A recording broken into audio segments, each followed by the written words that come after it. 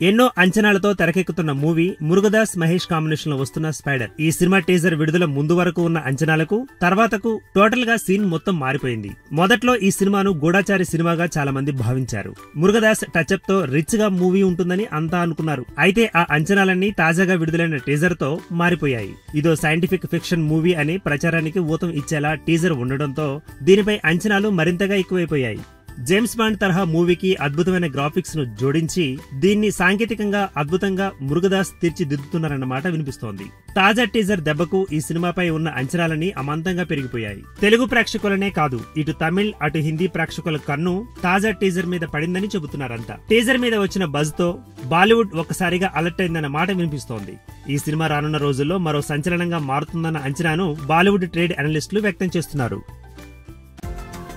ఈ వీడియో గనుక మీకు నచ్చినట్టయితే లైక్ చేయండి, షేర్ చేయండి, సబ్స్క్రైబ్ చేసుకోండి.